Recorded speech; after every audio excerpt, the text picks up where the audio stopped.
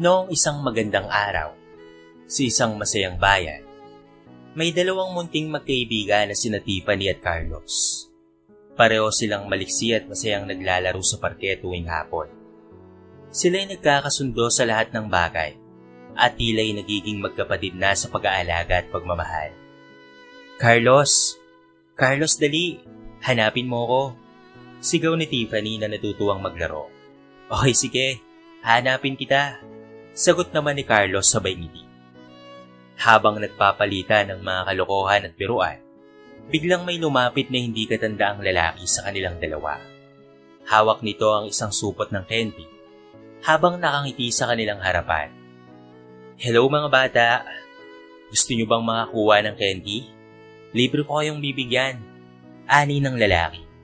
Ngunit alam ng dalawang bata na dapat silang maging maingat sa mga di kilalang tao kahit pa merong candy itong inalo. Hindi po. Salamat na lang po. Sabi ni Tiffany na nakakunot ang noo. Oho kuya, hindi po namin yung tatanggapin. Salamat na lang po sa inyo ha. Saad naman ni Carlos nang may pagdududa sa mga mata. Ngunit hindi naman natuwa ang hindi katandaang lalaki sa sagot nila. Biglang kinarga niya si Carlos ng pasimple at mabilis na tumakbo papalayo kay Tiffany. Habang buhat-buhat na niya ang batang si Carlos. Nangingilid ang mga luha ni Tiffany dahil sa sobrang takot at pag-aalala para sa kanyang kaibigan. Carlos, wag mo akong iwan. Wag mo siyang hayaang makuha ka. Sigaw ni Tiffany na halos mabasag na ang boses sa pangamba. Ngunit malakas at mabilis ang hindi katandaang lalaki at parang nawala na kaagad sila sa paningin ni Tiffany. Tumakbo siya papalapit sa ibang tao sa parke. Nagsusumamo na tulungan si Carlos. Merong masamang lalaki na kinidnap ang kaibigan ko. Iyak ni Tiffany sa isang tao na nakita niya lamang sa parke. Nagulat naman ang taong sinumbungan ng bata at kinuha ang telepono at tinawagan kaagad ang pulisya. Marami ng tao ang nagtungo sa lugar at nag-aalala para sa kaligtasan ni Carlos. Samantalang iyon, nasa loob ng maitim na kotse si Carlos. Nag-iisa at nag-iisip kung papaano makakatakas. Agad na kumalat ang balita sa ina at ama ni Tiffany at Carlos. Ang mami at daddy ni Carlos ay mayaman at kilalang businessman sa lugar. Pinaiingatan nila si Carlos dahil ito ang susunod na hawak ng kanilang negosyo sa kasalukuyan nilang pagmamayari. Kaya naman nung nabalitaan nila na kinidnap ang kanilang anak, ay labis na lamang silang nag-alala at hindi mapakali. Dali-dali silang nagpatulong sa mga pulis. Sorry po tita at tito, naglalaro lang naman po kami ni Carlos sa parke nang bigla na lamang pong may lumapit na bad case sa amin. Humahagulgol na sabi ni Tiffany sa mga magulang ni Carlos. Lumapit ang ina ni Carlos kay Tiffany at ito ay pinakalma. Huwag kang mag-alala Tiffany, mahahanap natin si Carlos. Tulong-tulong tayo sa paghahanap. Huwag ka nang umiyak, okay? Pagsasalita ng mami ni Carlos, kaya tumango na lamang rin ang batang si Tiffany. Sa araw na iyon, ay napuno sila ng pag-aalala at tulong-tulong sila sa paghahanap sa batang si Carlos. Matapos ang 2 oras na paghahanap, ay nahanap na nga nila si Carlos. Sa tulong ng mga pulis at sa iba pa nilang mga kasamahan, ay nailigtas ang batang ito. Matapos ang naganap na mapanganib na pangyayari sa parke, ay masaya na ulit ang lahat ng mga taga-bayan dahil ligtas na si Carlos at walang galos ang kaibigan. Tip, huwag ka nang mag-alala. Nandito na ako, ligtas at masaya, at ikaw ang dahilan kung bakit ako nagkaroon ng lakas ng loob na labanan ng takot. Sabi ni Carlos na puno ng pasasalamat. Mabuti at nakauwi ka na Carlos. Wika ng mami ni Carlos na may mga luha sa mga mata. Opo mami. Wala na po akong masamang nararamdaman. Salamat po sa inyo at iniligtas niyo po ako. Sabi ni Carlos na may pagmamalaki. Simula noon, ay mas nag-ingat na ang pamilya at hindi hinayaan si Carlos na magpunta sa lugar na walang kasamang mas matandang nagbabantay. Naging mas protective ang mga magulang sa bayan, lalo na ang mga magulang ni Carlos. Paglipas ng mga araw, malapit na ang balakid ng bakasyon ng pamilya ni Carlos. Maglalakbay sila patungo sa isang magandang bayan, malayo sa kanilang tahanan. Sa kabila ng kanilang excitement, hindi namang mapigilang malungkot nila Carlos at Tiffany dahil pansamantala silang maghihiwalay. Nakakalungkot talaga, Tiff. Paano ko kakayanin ng 5 araw na wala ka? Sabi ni Carlos na may pag-iyak sa mga mata. Oo nga, Carlos eh. Pero tandaan mo, kailangan mo ring mag-enjoy kasama ang pamilya mo. At pagbalik mo, sama-sama tayong maglalaro ulit ha? Sagot naman ni Tiffany na may pag-asa sa mga mata. Habang nasa biyahe ang pamilya ni Carlos, ay biglang may bumangga sa kanilang sasakyan. Halos maputol ang puso ni Tiffany nang marinig ang balitang iyon sa telebisyon. Isang aksidente ang naganap sa kalsada papunta sa bayan ng Villarosa. Isang sasakyan umano ang nabangga at nasaktan ng mga pasahero nito. Ang mga biktima ay kinilalang sila Mr. at Mrs. Ramirez na parehong nasuwi habang kasama ang kanilang anak na si Carlos. Wala pa ring balita kung nasaan ang batang si Carlos. Carlos! Sad na lamang ni Tiffany na hindi makapaniwalang naririnig ang pangalan ng kaibigan sa balita. Habang nakikipagsiksikan sa mabilis na daloy ng mga emosyon, tumigil ang oras para kay Tiffany. Sa kanyang pag-aalala, hindi na malinaw kung ilang oras ang lumipas bago siya nagsimulang maghanap ng balita ukol sa kalagayan ng pamilya ni Carlos. Sa wakas, ay dumating na ang update sa social media. Nakumpirma na ang pamilya nga ni na Carlos ang biktima ng aksidente. Mama, Papa, kailangan po nating magpakatatag. Mahahanap din po natin si Carlos. Kailangan nating magtiwala, sabi ni Tiffany sa kanyang mga magulang at nagpupunas ng mga luha. Lumipas ang ilang araw, ay natagpuan na nga ng pulisya ang mga damit ng batang si Carlos. Meron itong mga dugo. Sa matagal na paghahanap, ay kinumpirma na lamang nila na wala na ang batang si Carlos. Dahilan upang bumagsak ang mundo ng batang si Tiffany. Nawala ang mga ngiti sa mga labi ni Tiffany at nawalan na ng gana sa buhay. Matapos mawala sa kanyang tabi ang kanyang pinakamatalik na kaibigan. Sobrang hirap nito para sa bata. Hindi niya kaagad matanggap ang nangyari sa kaibigan at gusto niyang maniwala na buhay pa si Carlos. Sinusuportahan na lamang siya ng kanyang mga magulang at ginagabayan. Alam rin ng mga ito na mahirap ito para kay Tiffany. Mahirap na tanggapin ang katotohanan na wala na ang kanyang matalik na kaibigan. Habang tumatagal, ay unti-unti nang natatanggap ni Tiffany ang pagkawala ng kanyang kaibigan na si Carlos.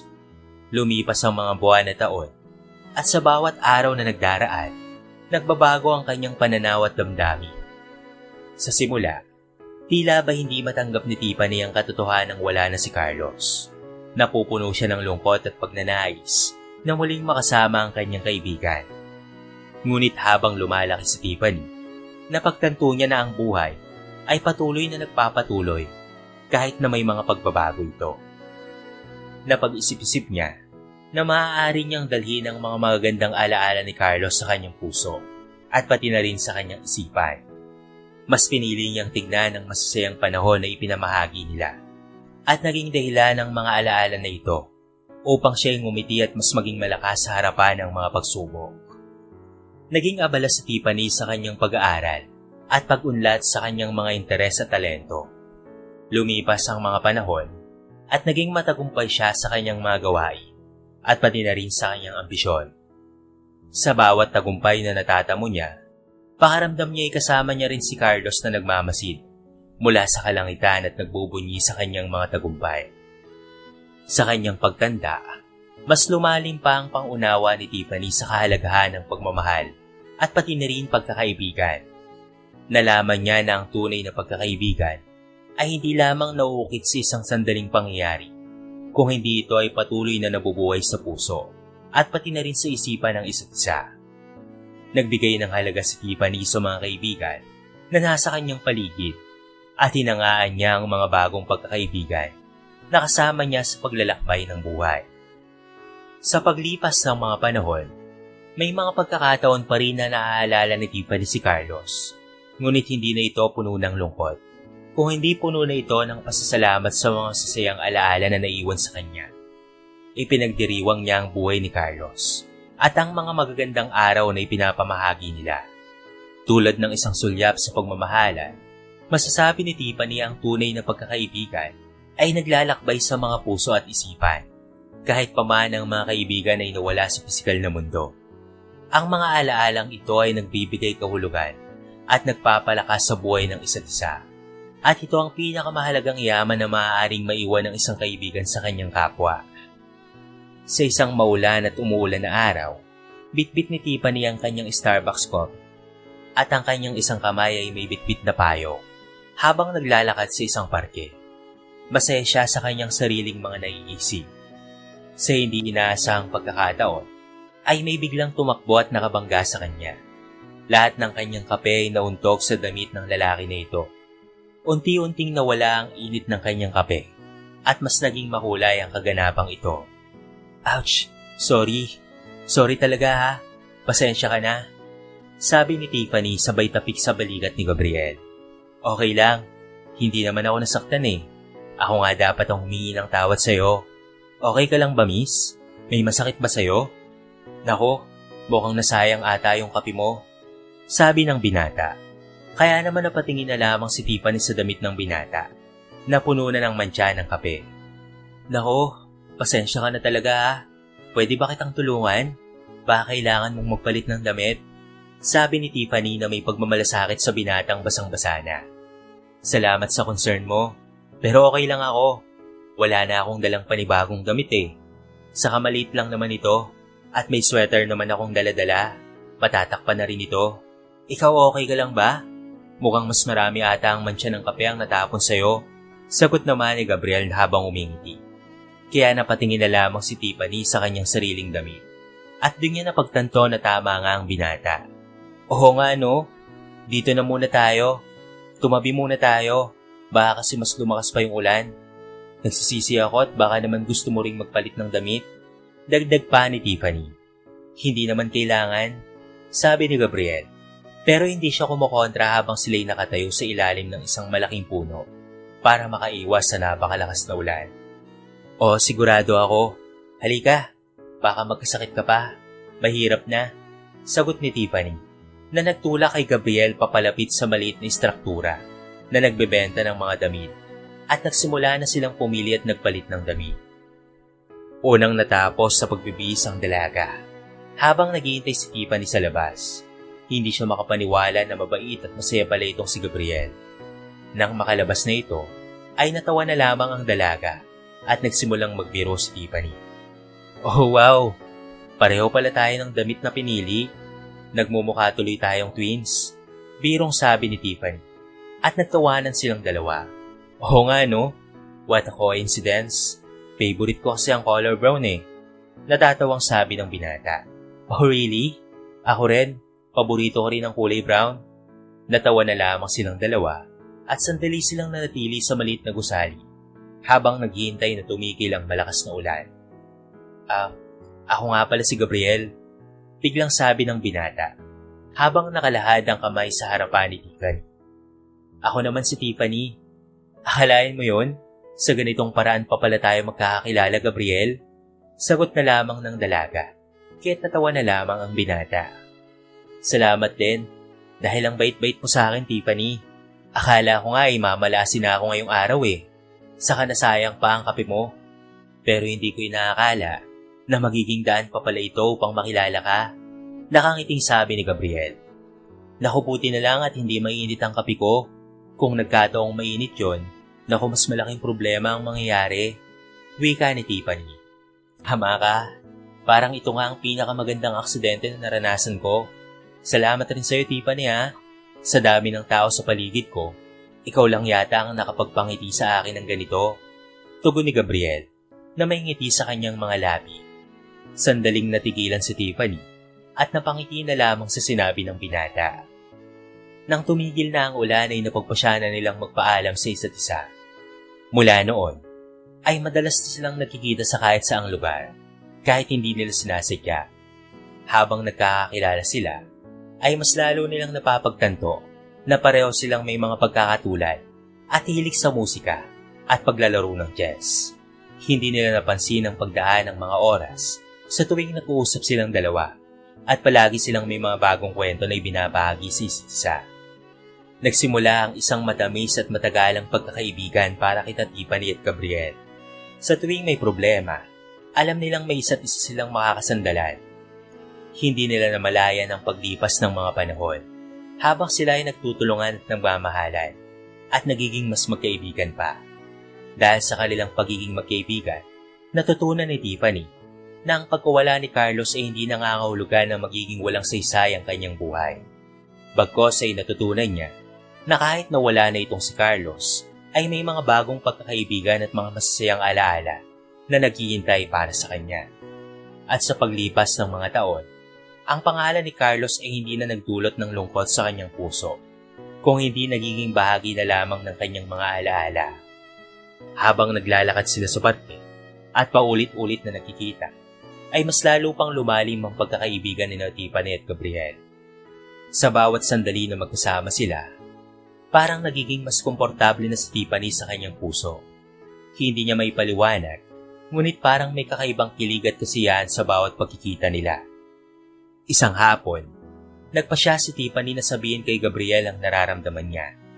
Ngunit bago pa man siya makapagsimula, may lumapit na babae kay Gabriel at tila ba may magandang balak itong sabihin. "Hoy Gabriel, nandito ka na pala sa Pilipinas. Kailan ka pa bumalik? Long time no see ah."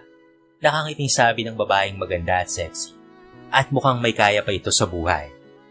Naalala naman ni Tiffany na ikinuwento ni Gabriel sa kanya na lumaki si Gabriel sa Amerika, kasama ang tita nito. Kaya naman baka kakilala ni Gabriel ang magandang babae na kaharap nila ngayon. "Hershey, I didn't expect na makikita kita dito. Last year lang akong nakabalik dito sa Pilipinas. Ikaw, bakit ka nandito? Akala ko ba nasa Amerika ka na talaga titira?" Pagsasalita naman ni Gabriel, habang katabi si Tiffany na nakikinig lamang sa usapan nila. "Oo, nagbabakasyon lang ako dito." "Who is she? Kaibigan mo ba siya?" Tanong ng babaeng nagngangalang Hershey na tinutukoy itong si Tiffany. "Alright, she's Tiffany. She is my friend." Nakangiting sabi ni Carlos, kaya't ngumiti na lamang si Tiffany at nagpakilala sa babaeng si Hershey. "O buti naman, akala ko ay pinagpalit mo na ako sa simpleng babae lang. Just kidding." Natatawang sabi ni Hershey, kaya't kumunot na lamang ang noo ni Gabriel at sinuway ang babae. Napakunot naman ang noo si Tiffany dahil sa kanyang narinig at biglang nanlamig ang kanyang puso. Hindi na kwento ni Gabriel na may girlfriend pala siya sa Amerika. Sa bawat salitang binibitawan ng babae, parang ang mundo niya ay nag-iba. "What? Totoo naman ha? Para namang hindi ka nag-enjoy noong tayo pang dalawa sa Amerika?" Sabi ng babae kay Gabriel. Kaya napayuko na lamang si Tiffany. Balak sana niyang umamin kay Gabriel na gusto niya ito, ngunit nag-iba ang isip niya at mas mabuting hindi na lamang niya ito sasabihin. "Hershey, stop it. Matagal na yon. Nakalimutan ko na rin ang nangyari sa ating dalawa sa Amerika." Galit na sabi ni Gabriel. Kaya't mas lalong nasaktan si Tiffany. "Talaga bang may nangyari sa kanilang dalawa?" Sabi ni Tiffany sa kanyang sarili. "Okay, fine. I'm just kidding, okay? Napadaan lang talaga ako dito. Anyways, enjoy your night. Bye, Gabriel. And nice to meet you, Tiffany." Huling sabi ng babaeng si Hershey at umalis na. Nang mawala na ang babae, ay napansin ni Tiffany na nag-aalalang tumingin sa kanya si Gabriel. "Sorry sa biglaang sinabi ni Hershey, Tiffany ha. Hindi ko alam na nandito rin pala siya sa Pilipinas." Paghingi ng tawad ng binata. "Naku, okay lang yon. Naiintindihan ko naman yon. Gabi na pala, Gab. Kailangan ko na ring umuwi."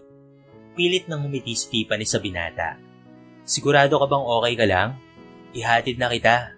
Nag-aalalang sabi ng binata. "Okay lang talaga ako, ano ka ba?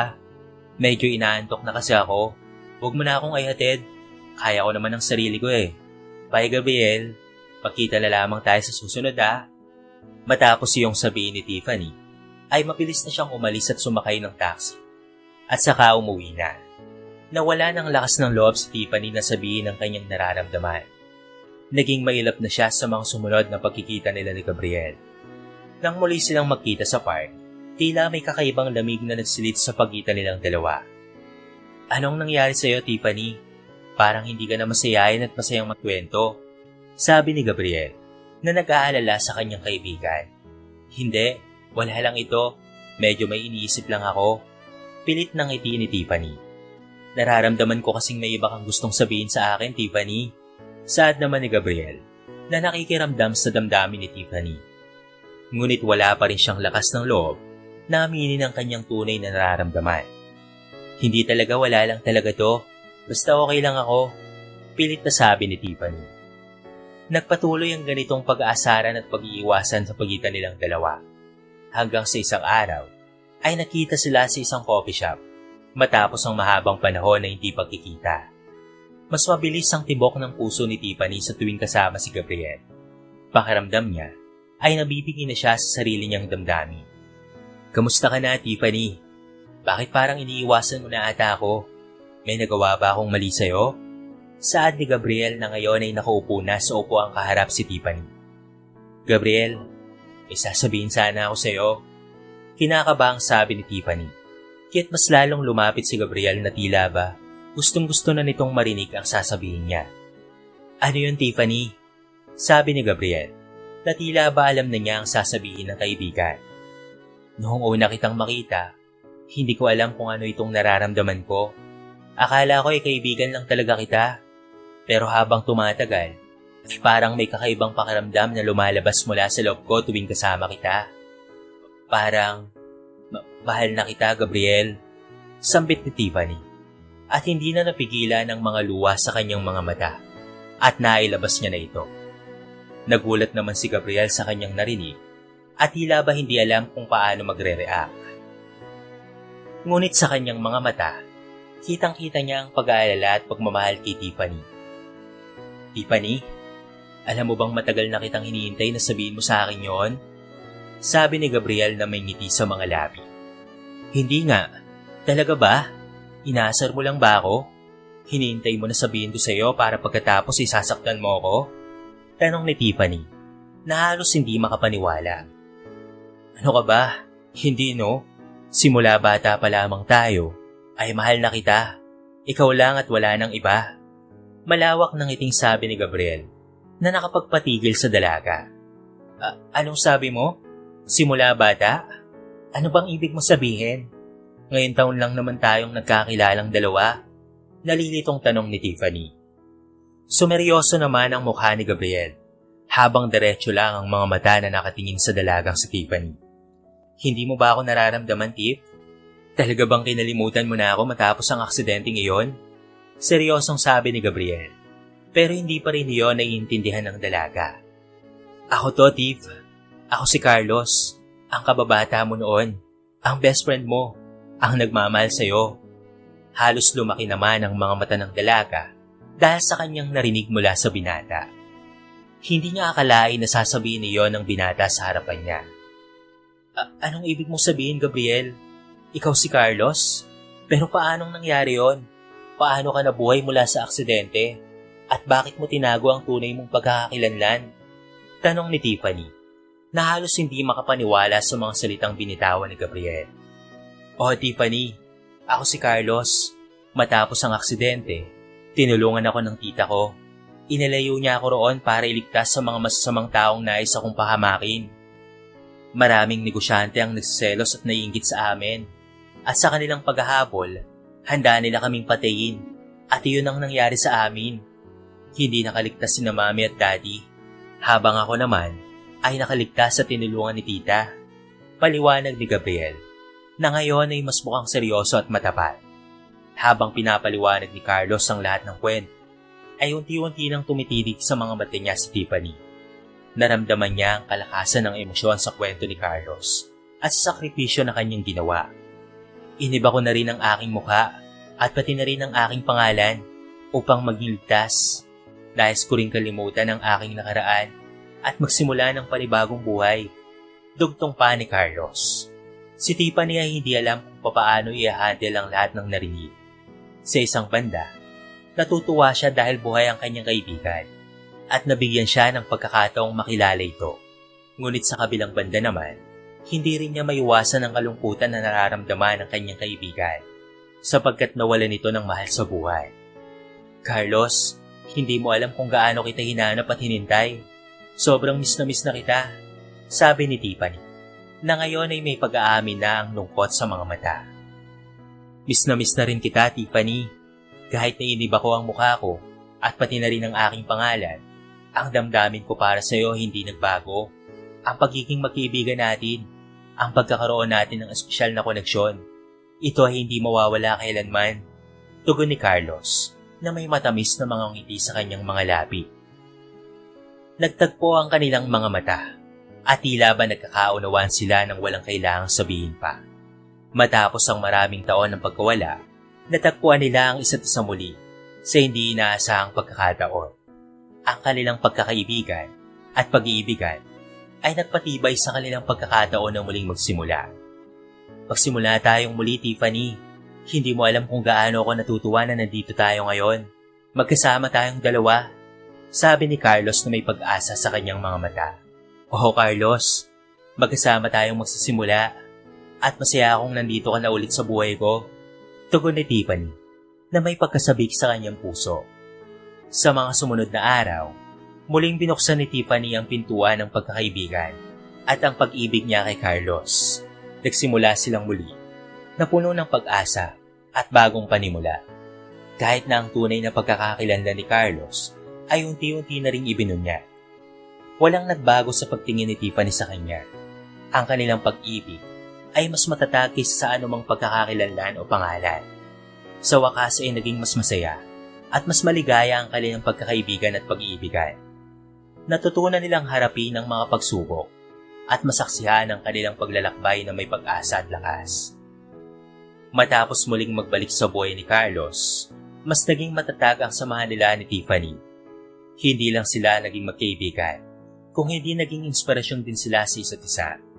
Sa tulong ni Tiffany, nahanap ni Carlos ang hustisya para sa pagkamatay ng kanyang mga magulang. Nahuli at nasentensyahan ng mga masasamang businessman na nagtangkang pumatay sa kanilang pamilya. Sa pagkamit ng hustisya, naging magaan na ang pakiramdam ni Carlos at sa pagiging mas maayos ang kanyang kalooban. Mas naging handa na siyang magmahal at tanggapin ang pagmamahal ni Tiffany. Sa tuwing nagiging mabigat ang loob ni Carlos dahil sa pag-aalala sa kanyang mga magulang, palaging nandiyan si Tiffany upang siya ay suportahan. Pinapakinggan niya ang mga hinaing at nagsisilbing balikat ng binata sa mga panahong ito. Hindi niya iniwan si Carlos kahit kailan at kinikwento niya sa binata kung paano niya nakita ang tunay na pagkatao ni Carlos nang unang beses silang magkakilala. Alam mo, noong una kitang nakita bilang Gabriel, agad akong nakaramdam ng kakaiba sa'yo. Parang konektado talaga tayong dalawa, pero hindi ko maipaliwanag ng maayos. Hindi ko alam kung bakit, pero ramdam ko ang tunay na pagkatao mo. Kaya naman noong nalaman kong ikaw pala si Carlos, naayos ang lahat ng isip ko. Ikaw ang pinakamahalagang tao sa akin at gusto kong maging laging kasama mo, sabi ni Tiffany na may pagmamahal sa kanyang mga mata. Tila ba nabuhayan ang puso ni Carlos sa mga sinabing ito ng dalaga. Salamat sa pagmamahal mo, Tiffany, ha. Sa mga panahon na iyon na akala ko yun na wala na ako, ikaw ang nagbibigay sa akin ng pag-asa. Hindi ko na kailangang magtago pa dahil nandito ka at patuloy na nagmamahal sa akin. Tugon ni Carlos na may pag-asa rin sa kanyang mga mata. Hindi nagtagal ay naging opisyal na ang kanilang relasyon bilang magkasintahan. Masayang ipinakilala nila sa kanilang mga kaibigan at pamilya ang kanilang pag-iibigan at sa bawat araw na lumilipas, mas lalong nagiging matatag at mas nagiging maligaya ang kanilang samahan. Tulad ng lahat ng relasyon, hindi rin sila nakaligtas sa mga pagsubok at hamon. Ngunit sa tulong ng isa't isa at ng kanilang pagmamahalan, nalampasan nila ang mga ito ng buong tapang at pag-asa. Hindi sila sumuko sa pagtanggap sa isa't isa, maging sa kanilang mga implikasyon at pagkakamali. Sa halip, mas pinili nilang palakasin ang kanilang pag-iibigan sa bawat pagkakataon. Habang tumatagal, mas naging maayos at matagumpay ang kanilang pagmamahalan. Naging inspirasyon sila sa kanilang mga kaibigan at kapwa, at naglingkod sila bilang magandang halimbawa ng tunay na pag-ibig at pagtitiwala. Binuo nila ang kanilang mga pangarap ng magkasama at pinagtutulungan ng bawat isa upang mas maging maganda ang kanilang hinaharap. Sa wakas, Natagpuan ni Tiffany at Carlos ang tunay na kaligayahan sa bawat isa. Mas naging masaya, mas matatag, at mas handa silang harapin ang buhay. Hindi lang bilang magkaibigan, kung hindi bilang tunay na magkasintahan. Sa tulong ni Tiffany, nahanap ni Carlos ang hustisya at kapayapaan para sa kanyang pamilya. At sa tulong ni Gabriel, natagpuan ni Tiffany ang pag-ibig na matagal na niyang hinahanap. Ang kwento ni Tiffany at Carlos ay nagpapakita na sa gitna ng pagsubok at kamalayan, mayroong pag-asa at pagkakataon upang muling magsimula, magmahal at magbigay ng pagmamahal. Ang pagiging tapat sa isa't isa at pagtanggap sa bawat pagkakataon ay nagpapalakas sa pag-iibigan. At higit sa lahat, ito ay nagbibigay daan sa tunay na kaligayahan at kasiyahan sa puso ng bawat isa.